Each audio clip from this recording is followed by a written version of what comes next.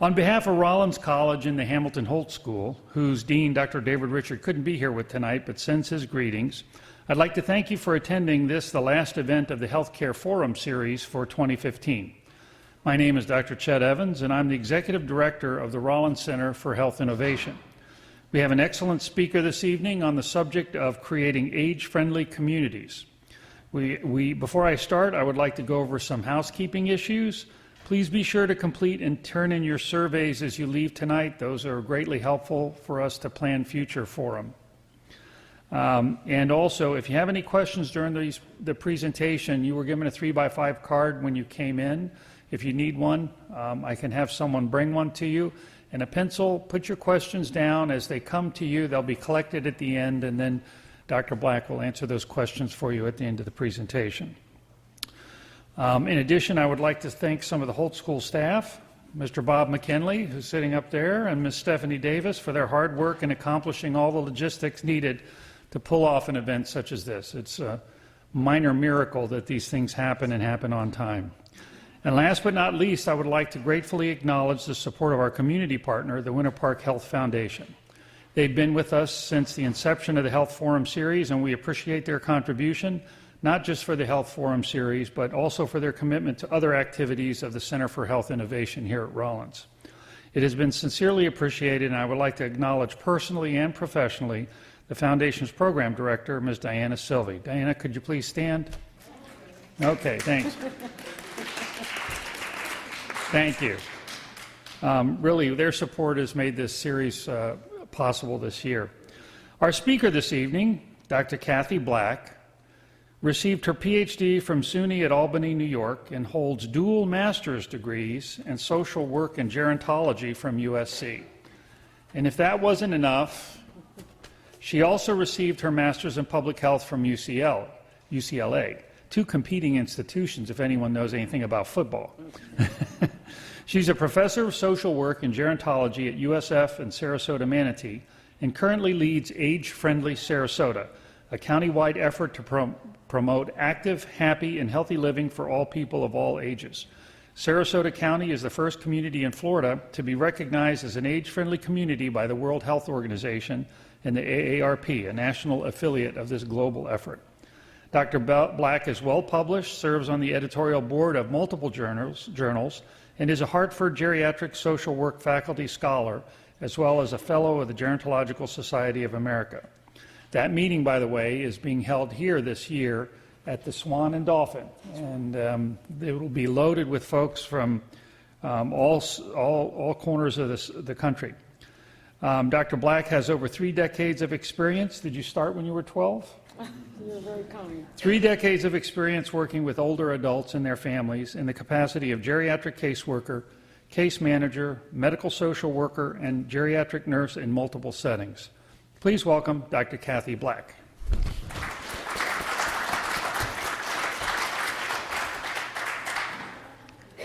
Can everybody hear me okay? Okay, thank you so much for having me, and Bob and Chet and Diana, it's been terrific. Thank you so much for having me here tonight. So yes, I'm here to talk about age-friendly communities and how to get one going perhaps for your area as well. So we'll talk all about that, and I want to begin by sharing our story of how we came about.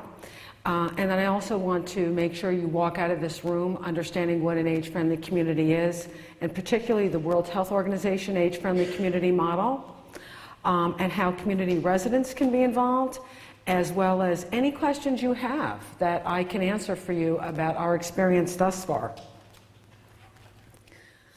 So I want to start out by just sharing with you what really was the precursor to this work for us. In 2000, I think around 2008 or 9, Dorothy Patterson died in Sarasota.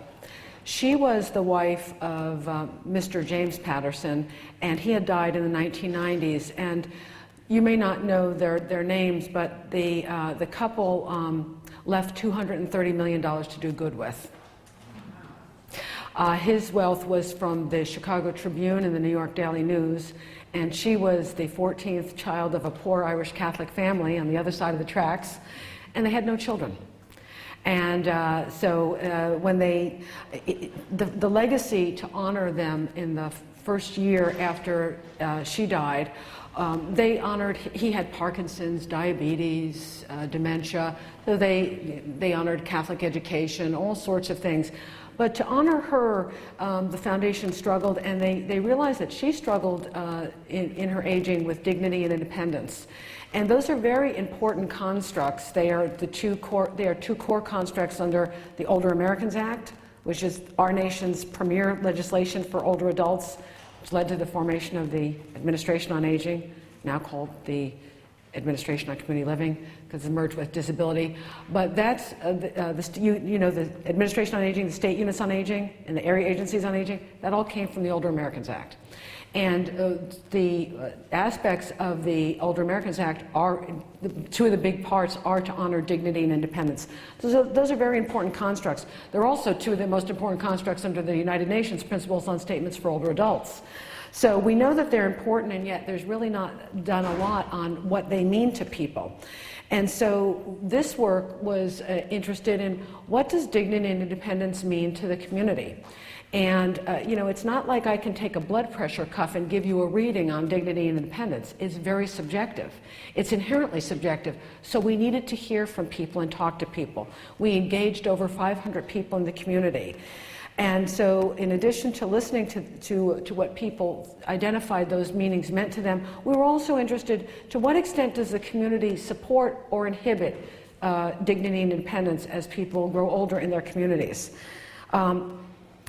So we used participatory action research, and for those of you who are unfamiliar with this work, it's basically involving the community from all aspects of the research. It's not top-down done by a university telling a community what it needs, or an agency telling a community what it needs, but the community is involved throughout the process. We also had an advisory committee that included, the traditional stakeholders in aging, AARP, and the senior centers and things like that. But we also had half of the group was just older adults, lay older adults, 65 and older. We used a special technique that I'm going to share with you in just a moment, appreciative inquiry. And we also, for people 65 and older, we also did focus groups and open-ended surveys. We simply asked in the survey, what does dignity mean to you? People could write a page if they wanted. We had about 800 pages of data to look at after that.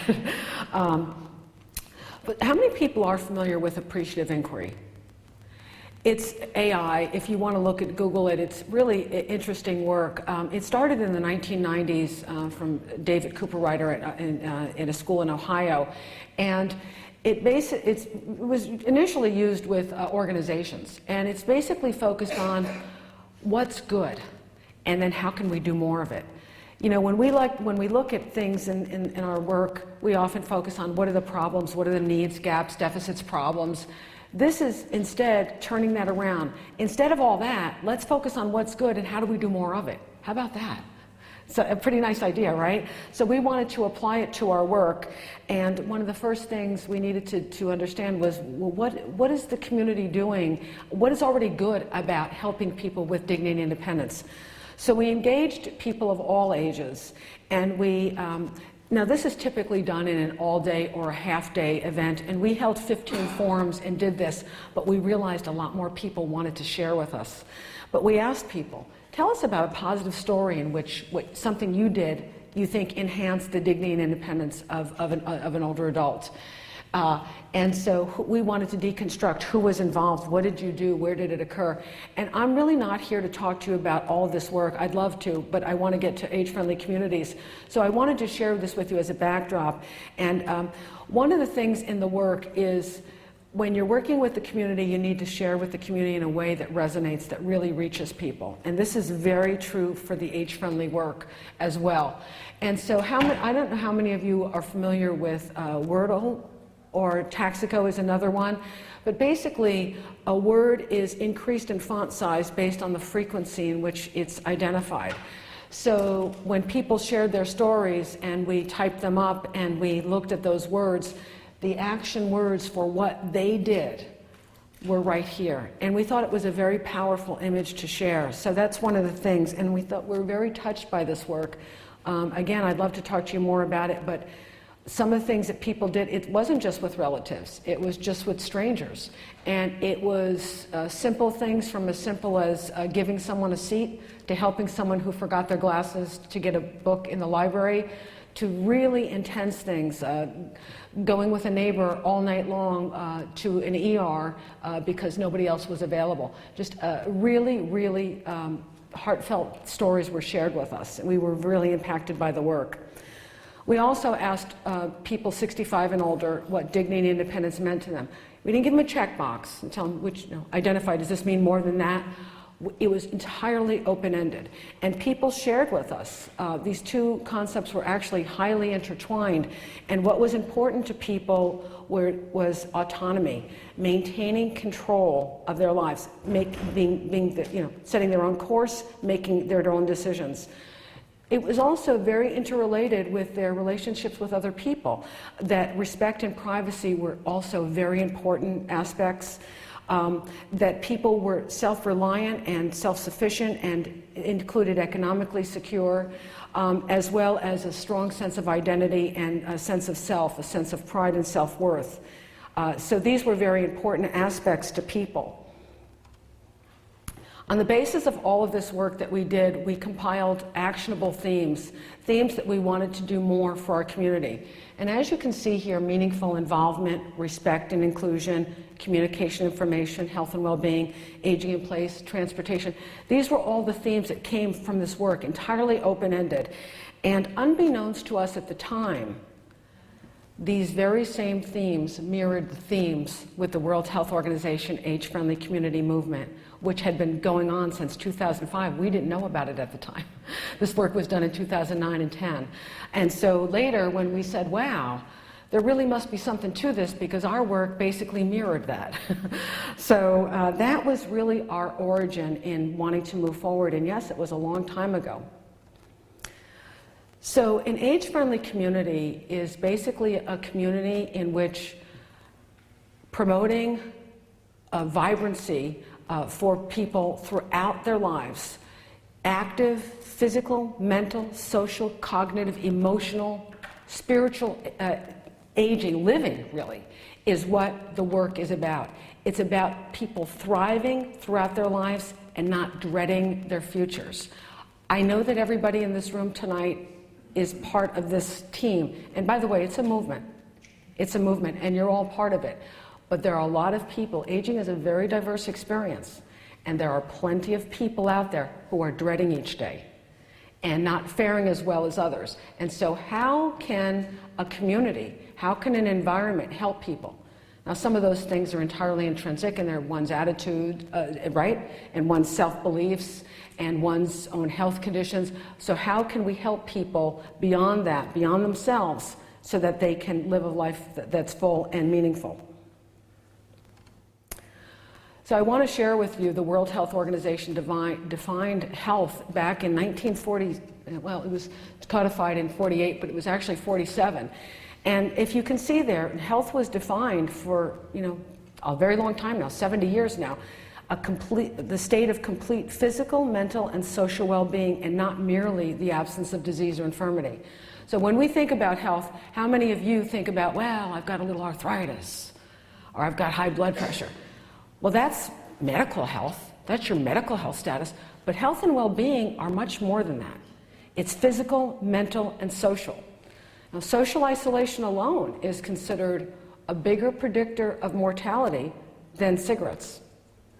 Now, there's about 10% of the population that is truly socially isolated, and that is a risk factor for dying. So social health is very important, and I don't think I need to tell anybody in this audience the importance of mental health, right? It's very important.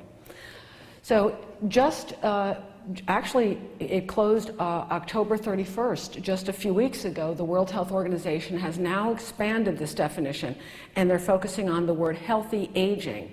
And they are expanding that healthy aging is maintaining one's functional ability to enable well-being, again in this holistic sense, but they're saying that functional health is dependent on one's environment. So this is where the role of the community comes in. And I'll talk to you more about how that's illustrated in just a few moments. So today, about 10 years now out, actually 11 years out, the World Health Organization started, age-friendly community movement started in 2005. But today, it is, there are 288 in 33 countries, covering 130 million people. And I have to tell you, all the dots aren't up there. So don't look and count on me. But we did make sure that we added one in Florida. And I have to tell you, I was at a big presentation at the American Society on Aging in March this year, and there was over 1,000 people in the room, 3 giant screens bigger than this. And they showed where they were, and ours was not up there yet. And it was really embarrassing that there was not a star in Florida. So we are really proud to be Florida's first. Now, Sarasota has 1/3 of its population is 65 and older. The median age is 53, and 54% of people are age 50 or older. So we are an aging community, and I understand that your demographics are catching up. And believe it or not, there's some communities in our state that have even higher percentages than that. So it is high time that Florida stepped up to have some age-friendly communities. But I want to now make a point, a very important point to this audience, and that is there are thousands and thousands of age-friendly initiatives throughout the world, and they're all good. We are here to support any age initiative.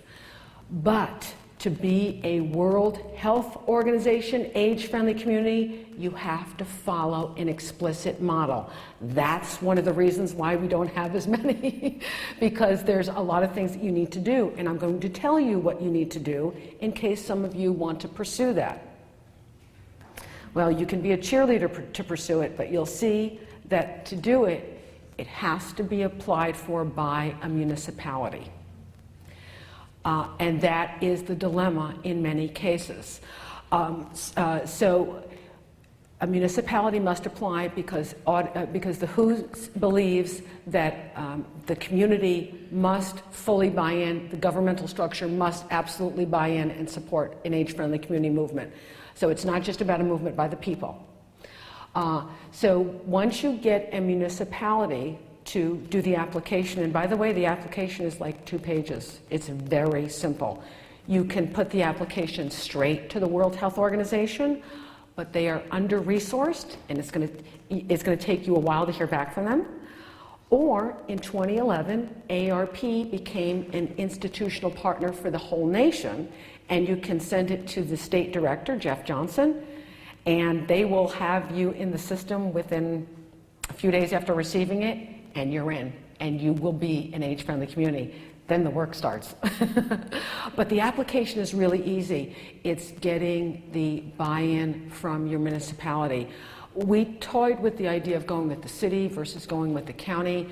We felt that we wanted to be inclusive and do the entire county.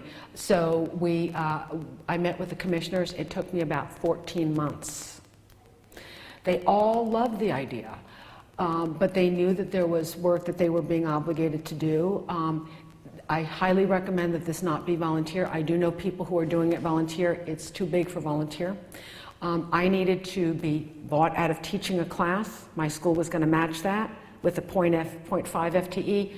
And I asked the county to support the other support the funding for that, and they didn't say no, but they didn't budget for it. And anyway, it turned out that a foundation decided, the Patterson Foundation, decided to fund it. So I'm very, very grateful for them. And so let me tell you a little bit more about how this works. So if you can get your municipality behind you, here's what you're agreeing to do. It's a 5-year process. The first 2 years, you are assessing your community's assets and aspirations in 8 areas of life called domains of livability, just 8 areas. And I'm going to cover those in just a moment for you. But you, people who are 65 and older, actually people who are 50 and older, the WHO in, I want to say about 2009, lowered, it used to be 60 and older that they were looking at, and then 65 and older. But now they have lowered it to include the boomers, who are, the youngest boomer is 50 today. So people born between 46 and 64. So you need to assess your residents' aspirations, again, not their needs, problems, deficits, gaps, but what they want in these areas. And that's a whole new paradigm, people. You know, the work in the aging world has always been focused on needs, problems. So this is what's new about this work. It's about what people want. And again, what is the community's already existing assets in these areas? And I think you're going to be surprised when you look into this work that you probably have quite a few already. So it's really good work to undertake because you're going to be surprised. At the end of the 2 years, the community, well, once you collect this, the community will work together and determine what do we want to focus on in the next 3 years. But I want to stop for a second and say this is a dynamic process. You're not just sitting, you know, a report's done at the end of 2 years. All along the way, things that are happening are continued to be mobilized. So you're moving on things, and I'll share with you some of the things that we've done already. Just in 5 months, you're going to be surprised. But it will be the same for your community because the scaffolding already exists. There are already great things happening. This is almost like an umbrella to pull it together. So when you come up with but you still come up with a blueprint about what you want to do, and you simply identify how you're going to track that. And at the end of the 5th year, 3 years later, you simply report back. This is what we said we were going to do. This is how well we fared for it, and then the process starts again. And that is the model.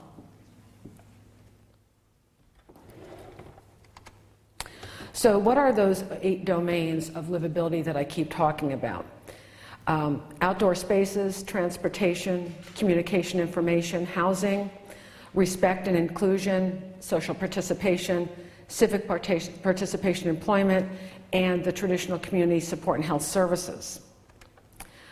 So when we talk about outdoor spaces, you know, people need public places to get together, green spaces, safe streets, sidewalks, outdoor seating. And when you think about your daily lives, you encounter outdoor spaces. You know, about 1/3 of your environment is right-of-ways alone. And then when you look at things like the public parks, they represent yet another opportunity for us. And let me just share with you that one of the things that happens when you're now part of this network is you're finding out what the rest of the country's doing, what the rest of the world is doing, okay? And it's pretty interesting. China, in 50,000 parks, has senior exercise equipment. Now, it's basic range of motion stuff. It's not Gold's Gym. It's referred to as the Nursing Home Prevention Program. Now, some of you have traveled in some of the bigger cities and also throughout Europe, and you see that the parks are Tai Chi and yoga and dance classes. And, you know, in Russia, they put the newspaper out and everybody comes around and it's like lifelong learning. And everybody talks about the news. So these are the sorts of things happening around the world. To what extent might we be able to do them in our areas? And you'll see in just a few minutes that our community happened to be in the midst of a master planning update right as we started doing this. And so now the master urban planner, who's out of Gainesville, has reported back to our Board of County Commissioners that age-friendly communities is the biggest trend in public parks. So that's just an example for you of what can be done. The issue of transportation. This one, in our previous work, when we asked people, you know, what was good, what was not so good and what mattered most to them, hundreds and hundreds of people said to us, what's going to happen not if, but when I can't drive? We face about 10 years of not being able to drive. Now, there's always going to be that person who drives to the last day of their life. But the rest of us, about 10 years in this auto-dependent society of suburbia that we have created. And so ask yourself, how are we going to manage? And, you know, I will tell you, this issue is so big because it's about transitioning from not being able to drive. You can't take people's car keys away and not give them an option. Especially in this culture where we have grown up and it is our independence, it's our identity. And people, they're going to be imprisoned in their home if they can no longer get out. And that's exactly what happens. So we need to think about options for people. And in our previous work, when we talked about transportation, we were also very surprised. I mean, we listened to people. And they said, I need transportation from my door. I can't walk in a hot sun. I can't wait in a bus stop that doesn't have shade. I can't get to the bus stop. I need assistance. They said, I think we had a real PR problem with our public transportation system because some people said, I will never use public transportation. It's ugly and it's for desperate people and I will never use it. And these are quotes from people. So how are people's needs going to be met if the transit system doesn't work for them and they're in desperate need of getting out? What's going to happen is they're going to stay in their home, the world's going to get smaller, and a whole cascading negative set of events is going to continue to start, right? We also had, I think, another interesting group of people in our respondents who said, well, you know, I'm so glad I live in Sarasota because my every transportation need is going to be met. And those people are in for a rude awakening. So, you know, we're here to support. We need to think outside the box. I understand that there's an ITN, an Independent Transportation Network. Great, it's terrific. We have one as well. They're not the only solution. They're never going to be able to meet the entire need. Now, we have an Uber in our community that's working, and by the way, there's a lot of pushback on that, but it is working. But as our ITN director will tell you, in our particular community, the users of ITN are not on smartphones, which is what's needed to access that type of transportation. So that is problematic. But the director of ITN, Kathleen Freud, will tell you that she believes the answer to the nation's transportation problem is sitting in everybody's driveway. And to what extent can people mobilize each other to provide the transportation needs for each other? If we're counting on government to meet our needs, think again. The numbers are simply overwhelming. It's about 40 million 65 and older and 77 million boomers. 10,000 a day turning 65 as of January 1, 2011 for the next 19 years. There is no way the government will meet the needs. The public services in the state of Florida, there's 58,000 people on the waiting list. And transportation is just one little piece of that. So transportation is huge and very, very important. Housing. Many people want to grow old in their homes. They want to age in place, and many homes are not capable. At the time of building your home, there is no cost difference to make that door 36 inches to fit a wheelchair. There's no cost difference to put a lever versus a doorknob so that arthritic hands can manage. But try to retrofit and do those things, and it's costly. In our community, we've been trying to get the builders to build with universal design in mind, planning for people to maybe end up in a wheelchair or having a stroke or some sort of, you know, post-op experience where they need to get back home, especially today where the hospitals want you out of there. And we've been told by our builders, well, we're going to wait for consumer demand. Well, the consumers don't know what they don't know. And so you'll hear in a few minutes what we're now doing, and it took us about 8 years to get to that point. So you'll hear what we're doing to incentivize our builders on that.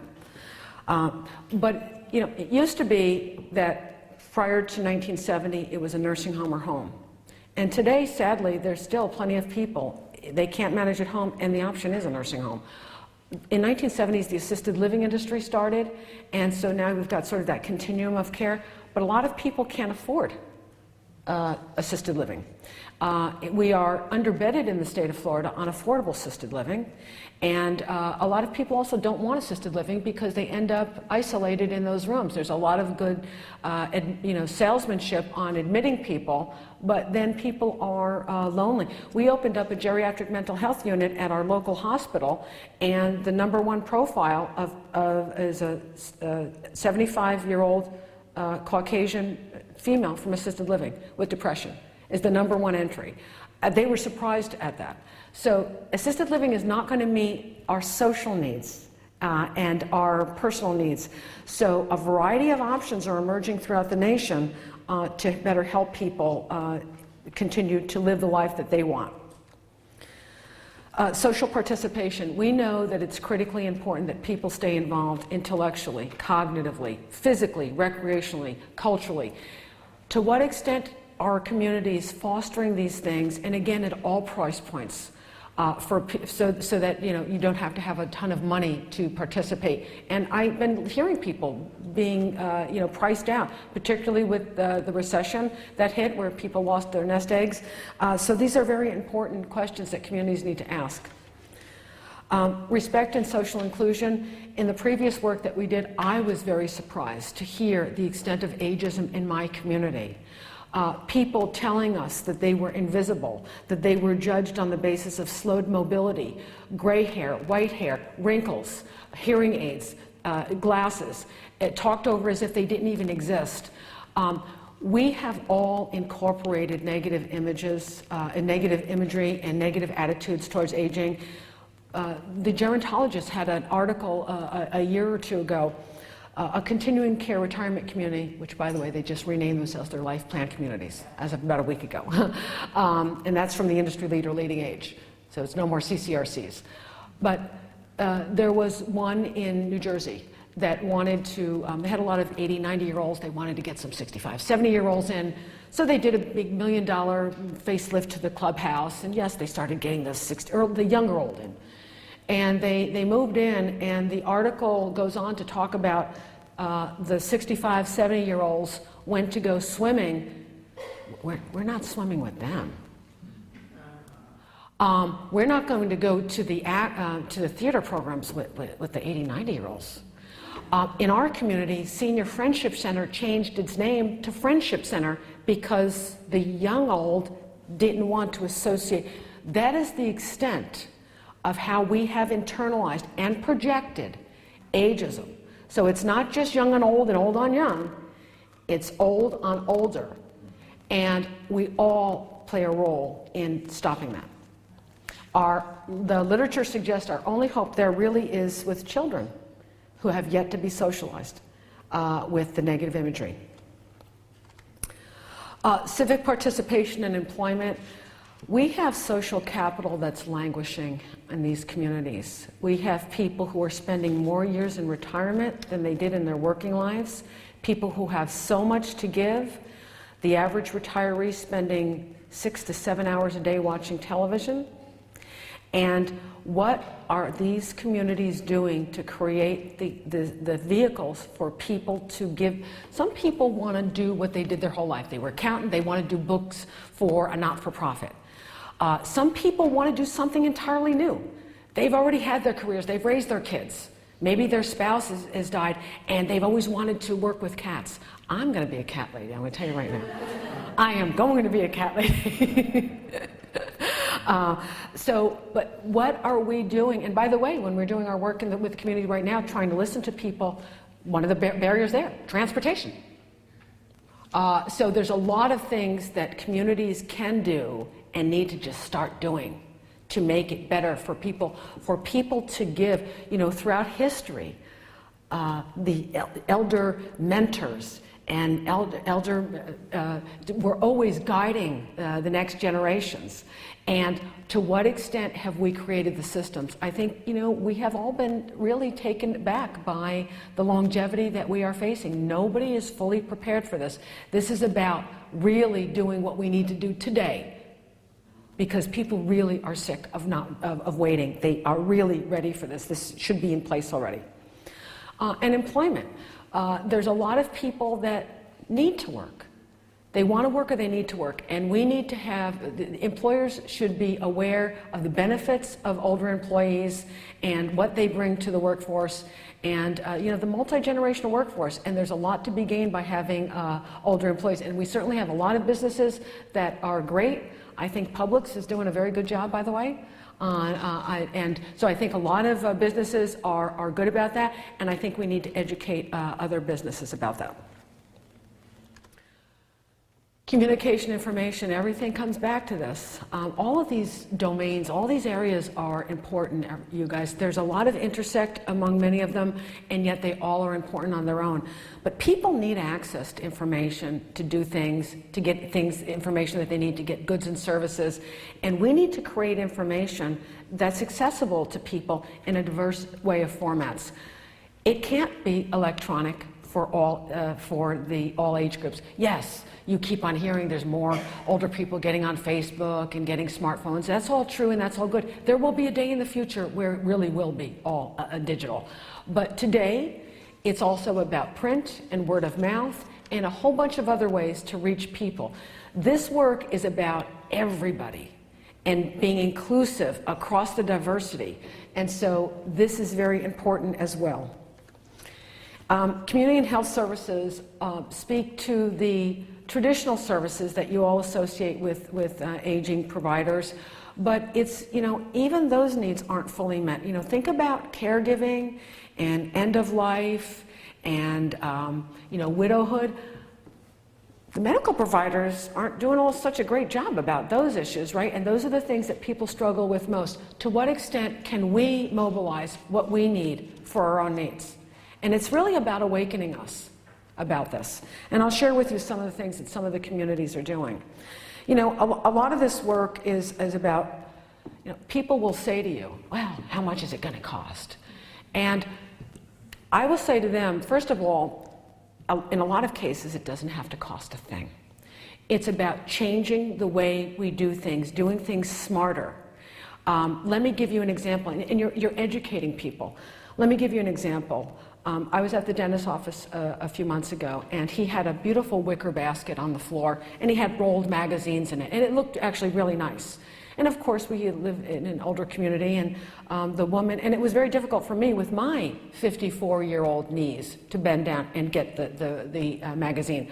But a woman came in, and she teetered, she almost fell. When I went in to get my teeth done, and then the dentist came in, I said, by the way, Dr. So-and-so, all you need to do is put that wicker basket up on the counter. You almost had a fall in your waiting room. Oh my goodness, thank you so much. I didn't even think, didn't even dawn on him.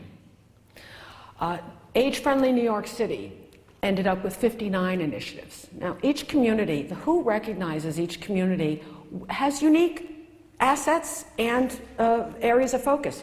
Age-friendly Portland wanted to focus on transportation.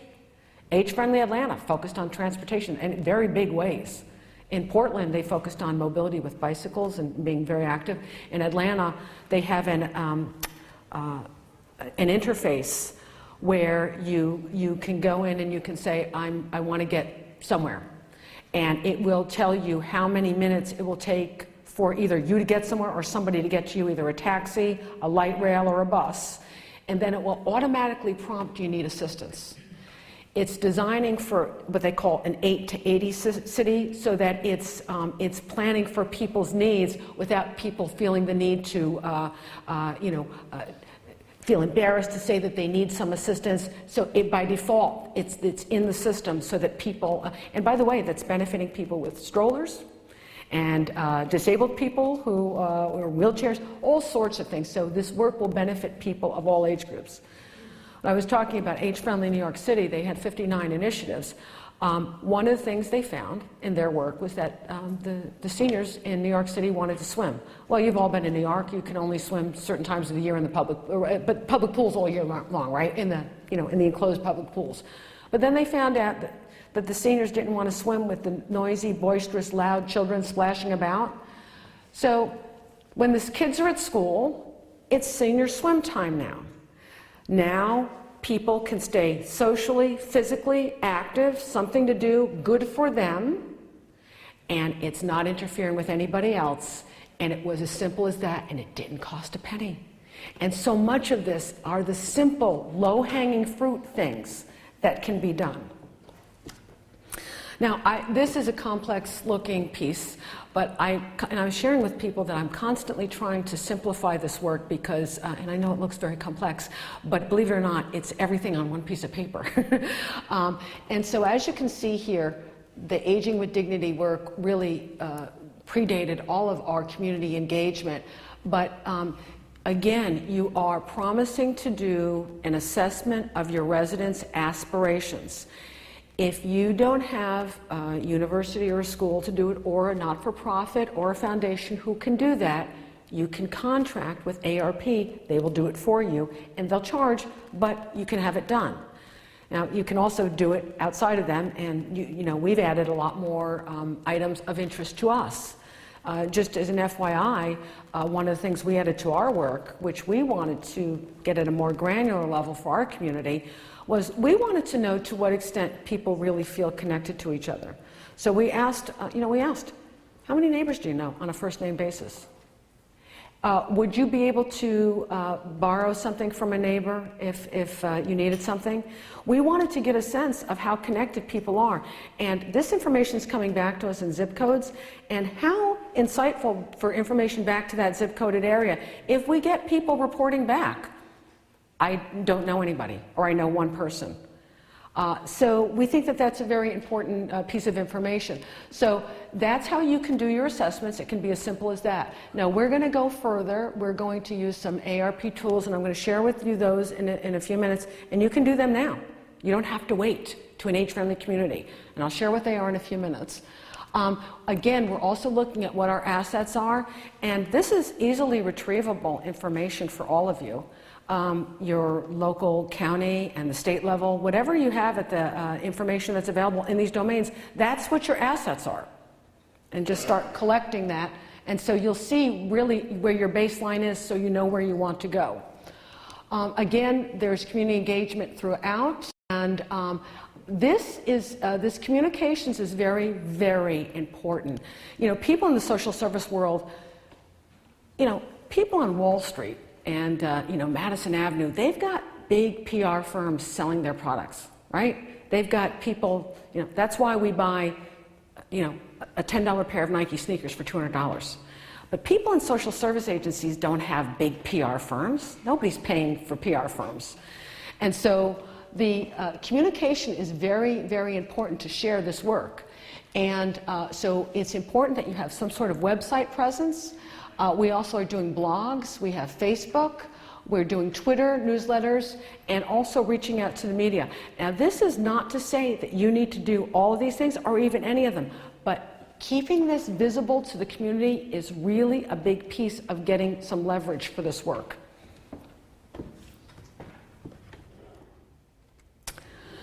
So here's just another, again, the community likes to see visuals. We are at the research phase, and community engagement is slightly blue because we're not actively doing that yet, to the extent that we're going to be inviting the community to give us feedback on our work. Our work is an initiative of the Patterson Foundation, and our partners are ARP Florida, Sarasota County Government, the World Health Organization. I'm at USF Sarasota, the Florida Policy Exchange Center on Aging, and the Florida Department of Elder Affairs, which is our state unit on aging. And if those are our partners, how many people in the audience are familiar with logic models? Okay, so a few of you are. A logic model is basically if-then statements. And so if these are our inputs, these are our partners, then we should be able to do these activities. If we do these activities, it should lead to these outcomes. Well, your short-term outcomes are education. Just bringing people up to speed to even thinking about this, people who didn't think about it at all before, that's good. And you know, over time, this leads to people taking action and ultimately the age-friendly community that we all want.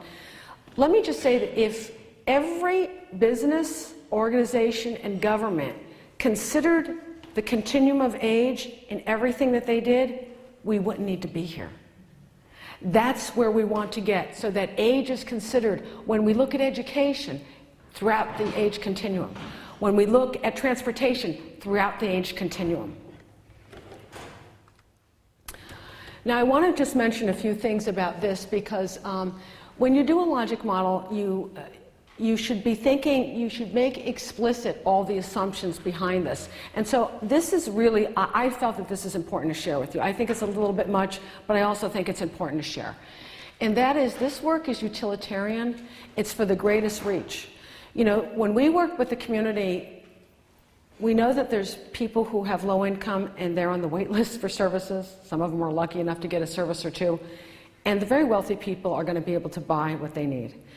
So many people said, what's in it for us? Many people said, I have no one.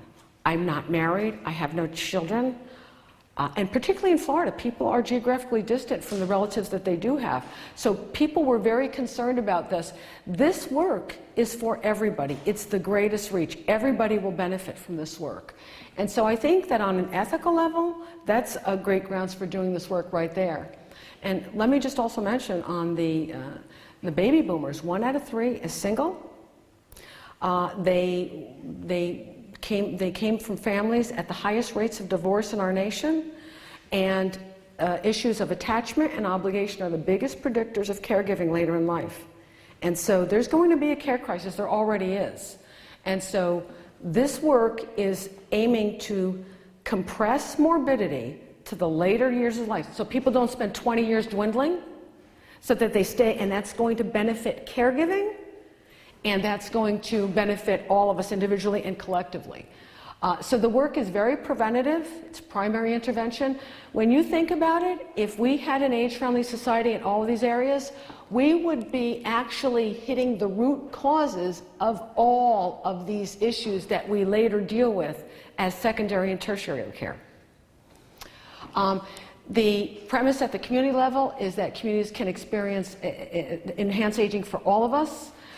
That each community is unique, that there's individual, interactional, and broader levels that will impact the aging experience, that it's community-based throughout,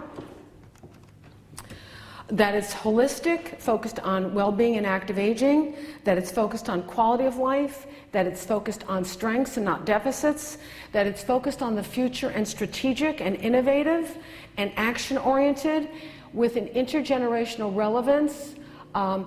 Through all of this, the life course perspective is very important. Everybody's going to be old if they're lucky enough.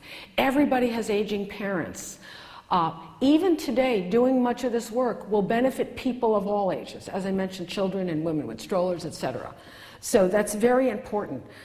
At the process level of this work, you need to be alert to what's going on and grab on it. And I'm going to share with you what we've done in our community, that you are able to benefit from what's going on nationally and internationally, that you're transparent to the community about everything that you're doing, that the communication is consistent so that everybody's getting the message, and that you're enhancing the capacity of boomers and organizations as you go so that the work gets embedded and that it lives on. That's really the goal.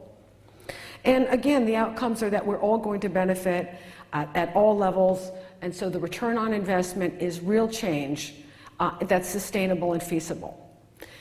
Now, the issue of how can residents participate at the individual level, keep up all your healthy active behaviors. Great, do more of it and create those opportunities to bring people along with you.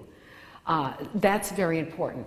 At the meso level, that's the groups, at the level of groups and organizations, and the point of intersect where groups and organizations interact with people.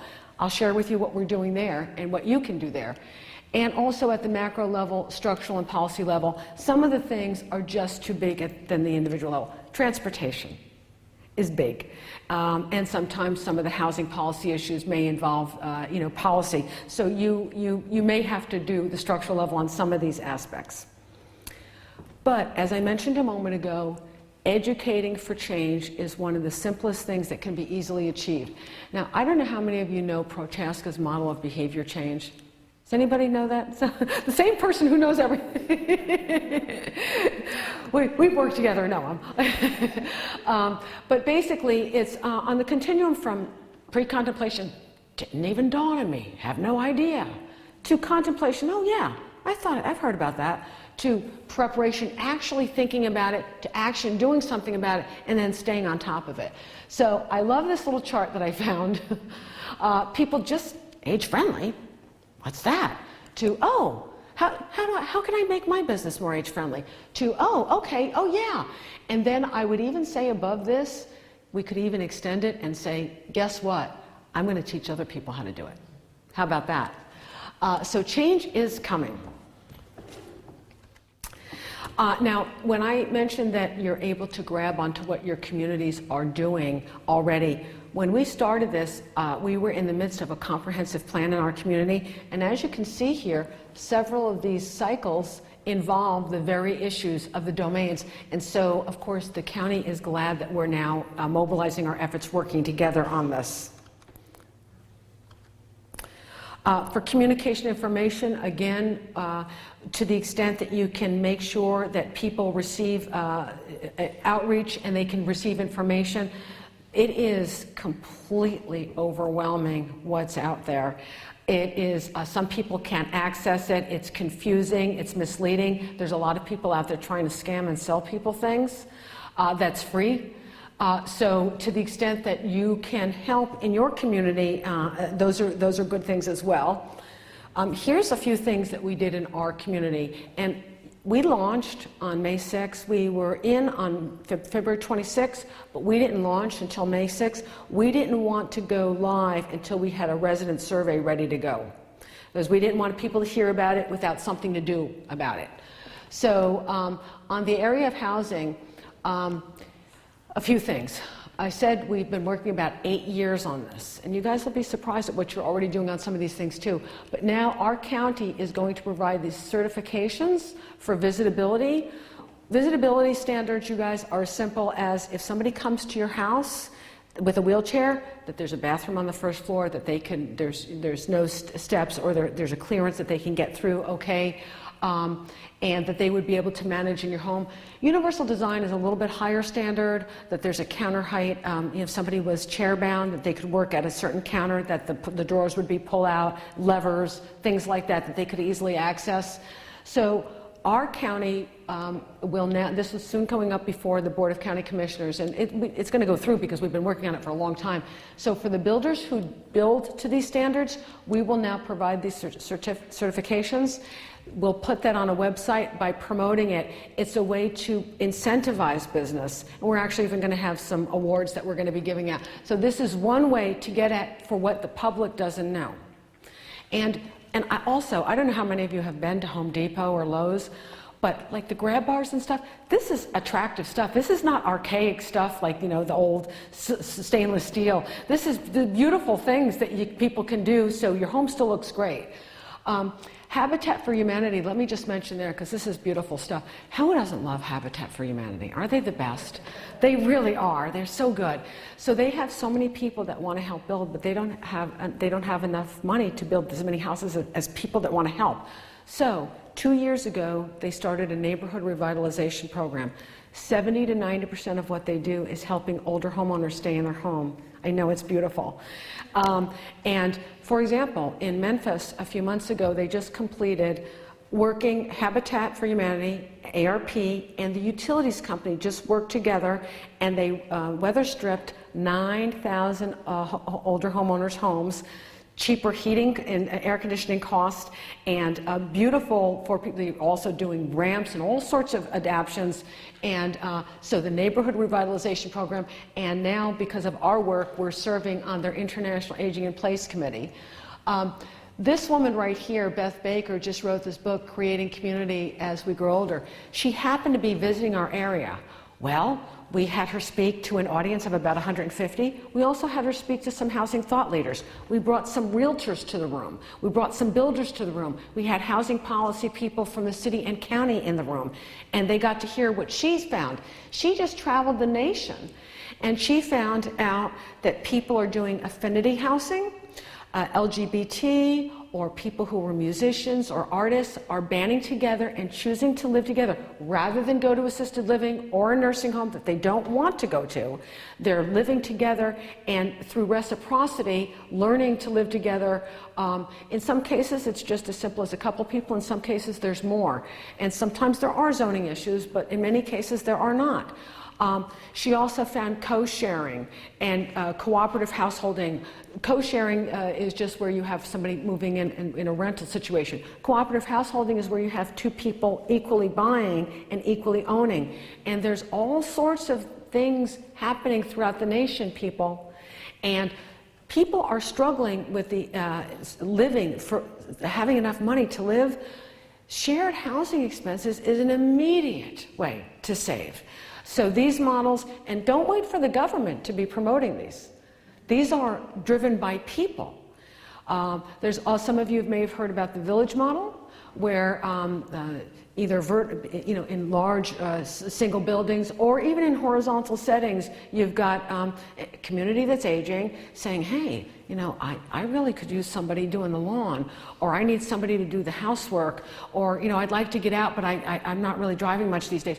So it's people banding together, deciding whether they're going to have somebody volunteer or paid somebody to manage social, educational, all sorts of positive things, as well as somebody coming in to do the housework that they can trust.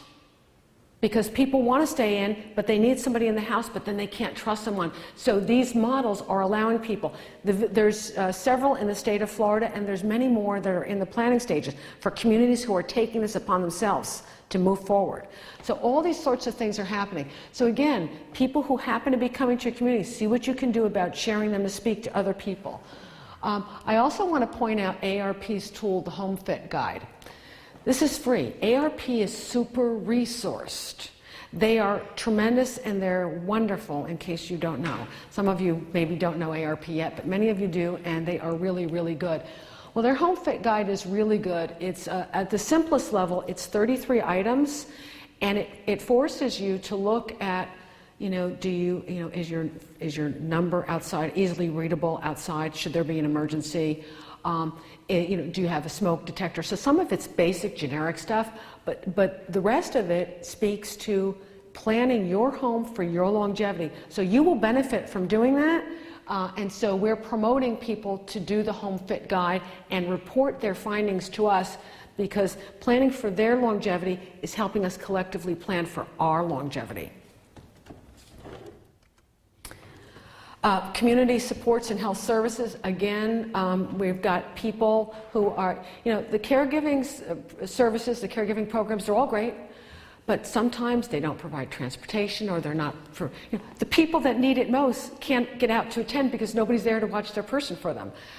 So groups of people are banding together and creating these structures that they need to, so that they can live fully. I mentioned the outdoor parks and spaces, and our parks is in the middle of a master planning update. We came in right at the right time, and now we are moving forward with the senior exercise equipment. In addition to that, there's also park prescriptions. I don't know how many of you have heard about that, but just like the doctor can give you a prescription for a pill, well, they can give you a prescription to get out in a few hours outside. But that outside in Florida should be shaded, right, with benches. So we do need to be responsive to our habitat. On the respect and inclusion, for 3 years I was working with the Florida Studio Theater. They wanted to do a play, an aging documentary on aging, and I gave them the interview tool, and we worked with them with the readings, with the play. And now they're out on the road and showing this, and it's helping people dispel some issues. Well, it's actually very interesting, some of the stories that came out of this. But when you hear people talk about their lives, it's not all doom and gloom. Now, yes, there is some negative aspects, inevitable aspects, but you'd be surprised. A lot of this is about love and dating and positive possibilities, and that's very important. The Sarasota Chamber of Commerce is going to be working with us. Do you see this little logo here? We had this designed for us. Each of the 8 sun rays represents one of those domains. The blue squigglies is the water. This is our domain. So the Sarasota Chamber of Commerce, their businesses, we're going to train them on how to make their business age-friendly. There are no-cost, low-cost, and graduated ideas for businesses. Here's a no-cost idea: increase your font size. Have a bathroom available, easily accessible. Make sure that there's no tripping hazards along the way. Simple things that businesses can do that businesses don't know. Age-Friendly New York City created this. I think Age-Friendly DC perfected it. We're using the one page that they created, and our business chamber is thrilled about it. Their membership committee is going to do this as a free service, and if they get designated as age-friendly, they will be able to use this logo on their website, in their storefront window, on their menus, which will denote to the public that they are age-friendly.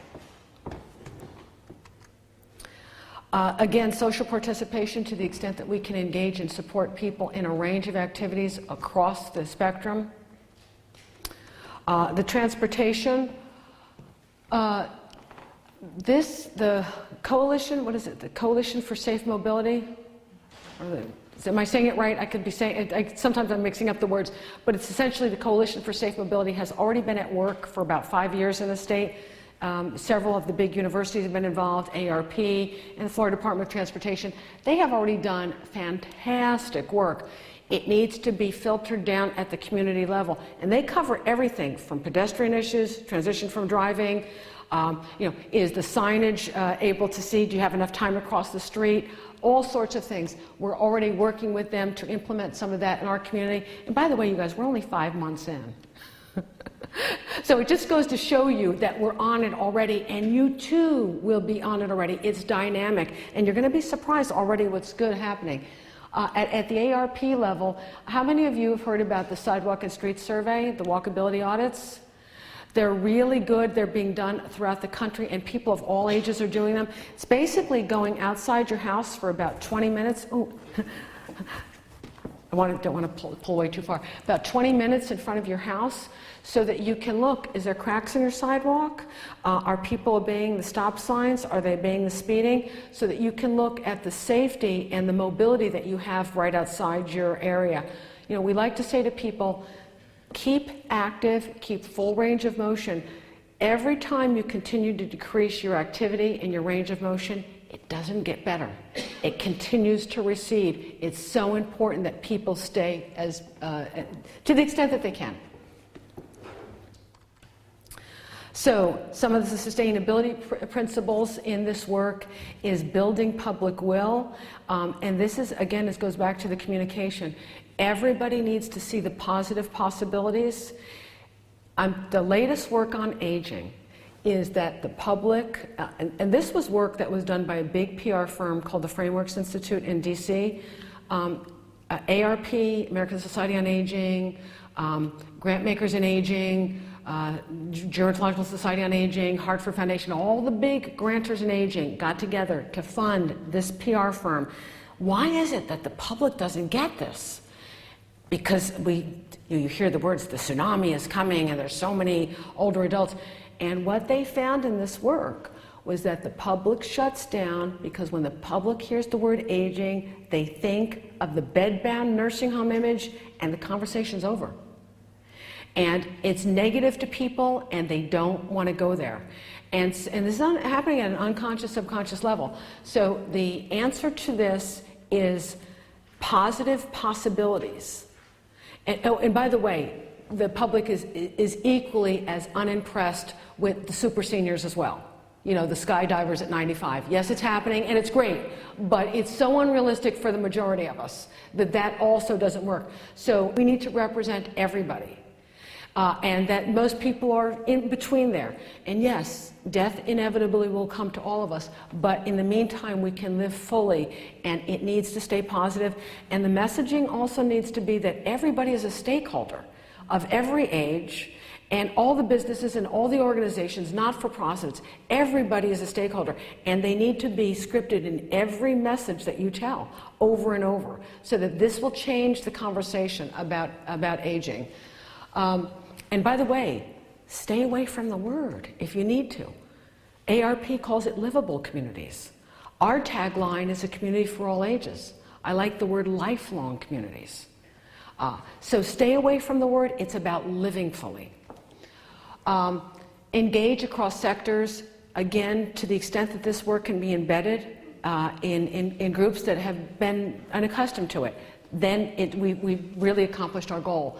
Utilize metrics that mean something to your community, and that will depend on what matters to your community. Secure resources, but be creative. At that Florida Studio Theater event, they were promoting our surveys for free. They allowed us to promote our surveys there. We just simply put our survey card in every playbill, and it didn't cost a penny. And so be creative in that sort of bartering. And advance age-friendly policies and practices and funding at every level that you can. For the people in this audience, lead by example. Stay with your passion. If there's one of these things that's, you're passionate about transportation, stay with it and work with it. Educate others, reach out to others. Remember to keep it across the age spectrum so that people, if they hear that something's for aging, people have a social construction of a limited pie, and they're going to immediately conclude that other groups are not going to get. So keep it as generic as you can. Personalize aging if you need to. Say to people, well, how would you like to wait in that bus stop if you don't have, if you're walking in a wheelchair or walking with a walker? And by the way, one last thing about the walker and wheelchair. I know people that won't be seen in public with a walker and wheelchair. People who are embarrassed. We need to create a community where people are respected at all stages and ages of life. And some of this is internalized. This generation, this current cohort, grew up and valued their independence fiercely. And yet we are interdependent, and we need to recognize that. And it is not a crime to need someone. And people are embarrassed to ask for help because they need someone. Build upon your past efforts. Look for those opportune alignments. You want to get some early successes, some visible successes to really get some momentum going. And you already know who your champions are in your community. Work with them to build upon those. And now I want to hear your questions to make it happen.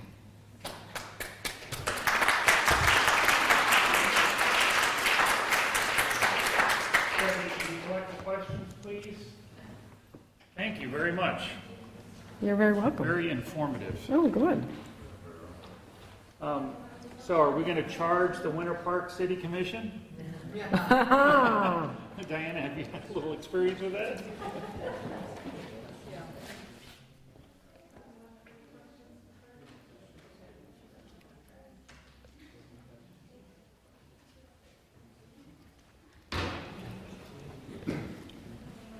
It doesn't appear to be a long list of questions. Okay.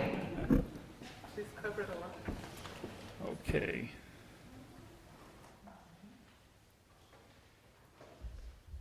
The term age-friendly communities is misleading, implies across all ages, not just seniors. Explain. Well, It's the term aging that people... we talked to, the ARP had a national conference 2 months ago, and who was there? Who, what? The World Health Organization was there. And we had the discussion with them. To some extent, they use the word age-friendly communities, and that's the word, but yet, to some extent, that word sometimes can work against us in this work. So again, stay away from the word if you want to, and just call it livable communities. But the WHO model does have the word in it, but again, you don't have to use that word over and over. This is about aging the verb for all of us, and as I mentioned, in all of those stages of life and how it benefits people of all ages. But it is problematic because so many people do have a negative connotation with the word, and oh, that's just another thing for seniors, that doesn't mean me, and then they're off to something else. So you need to bring people together as much as you can over this. Okay, how this would apply to a lot of the slides that you had. How can folks get access to these tools, the AARP tools and other kits that are available to them? AARP website.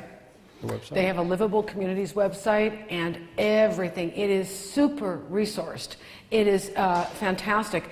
I didn't mention they also have the Livability Index, where 2 seconds, sitting right at your home computer, you can see how your community rates on all of these areas, and they deliberately designed that tool for people of all ages.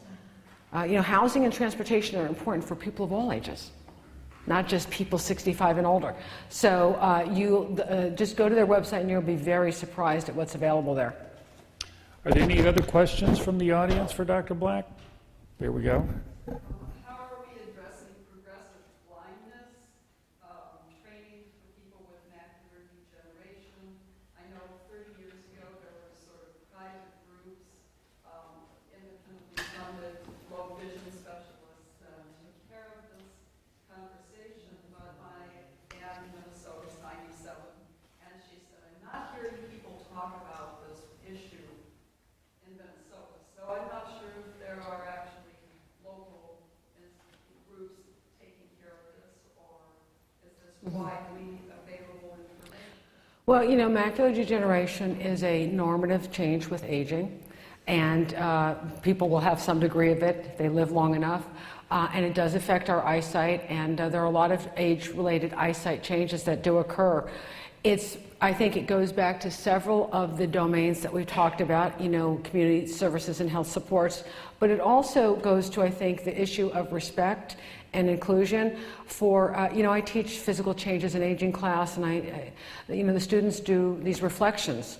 And, I have so many young students who work at restaurants, and, they're impatient with the older customer, and we go through sensitizing exercise where we actually simulate cataracts, glaucoma, macular degeneration, and diabetic retinopathy.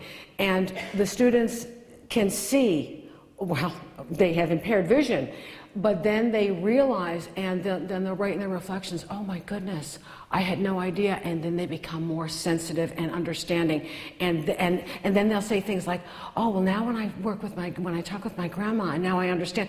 And so it's a matter, again, of educating people. The work needs to continue to get to the root causes and see what we can do to preserve vision, but it's a matter of making our public and the people we interact with being as respectful as possible. Any other questions from the audience? I have a question for you, Dr. Black. Yes.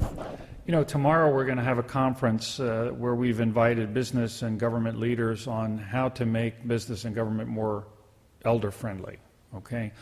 What would you suggest to perhaps some of the audience? Everybody in this audience is young, I can tell that by looking at them. But, when someone goes, when a senior goes to a business or a retail outlet, and they're treated poorly. Yeah. And, many of these businesses, the senior will walk out, they know they're not going to go back there. Yep. But the business leader doesn't know that. Right. What's your recommendation for maybe how we should be as consumers of any age, seniors or otherwise, how we should address that with government and industry and business? I mean, the way it's dealt with is that if you're not treated well, you just don't go back, and so the employer doesn't realize that they're losing customer share, and they're concerned about their market. Well, if they want to stay in business, they're going to be concerned about their market and improving services to people of all ages. Sometimes they just don't know, but it is a customer service issue, and customer service is one of the qualifying areas that we're asking people to look at for in making their business age-friendly. People's style in people's style in working with people's style in working with if you want to give feedback to a business, you can be angry and demanding, or you can just be nice and kind and just let them know. I will tell you that, for example, I'm noticing age-friendly issues all over the place. I'm noticing at the mall, the seating is built as if it was for toddlers. And I have not gone to the representatives of the mall yet, but when I do, it will be respectful. But I could imagine somebody would be like, hey, you got to get these fixed. So, I mean, I think people's tone and personal styles are a factor, but you need to have an employer that cares.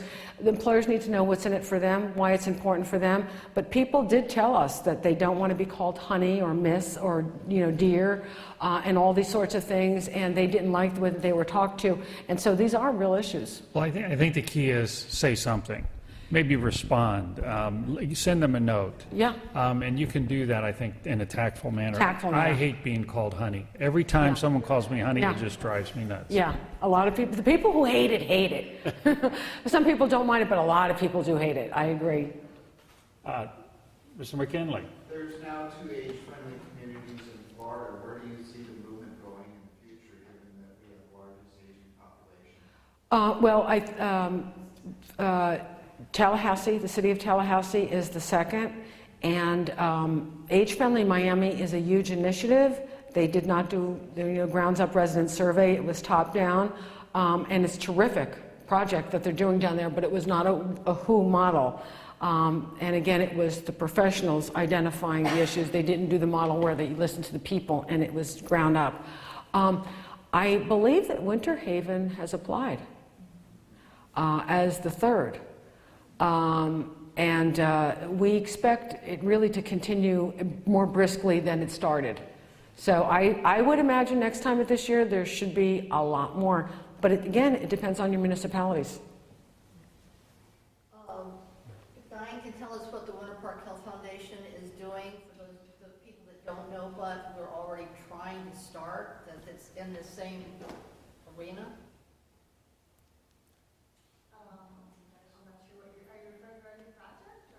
Well, not the building, but any other programs or initiatives that put people together, and I don't know. Well, if we've we're been really doing, anything yet. I actually shared with Dr. Black a little earlier, our work at the Winter Park Health Foundation has been around healthy communities.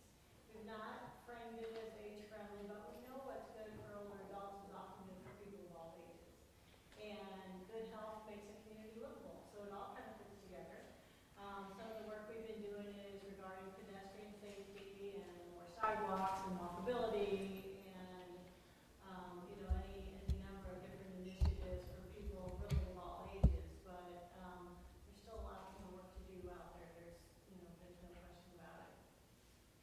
Is that what you're thinking, Nancy, or something? Now, see, I would consider that a great asset. And I think that sounds fantastic. Beginning to me. Lifelong learning here is a perfect example. Beautiful. So you see, you've already got so many assets. There's that work and others, yes. We also have the first operating village movement model in Florida, Neighbors Network, funded by the Winter Park Health Foundation, and up and running and doing beautifully. And so that's a wonderful local asset. Anybody would like information about that, we can certainly share that. Boy, I'll tell you, I think that Winter Park Foundation is really good for this community. Wow.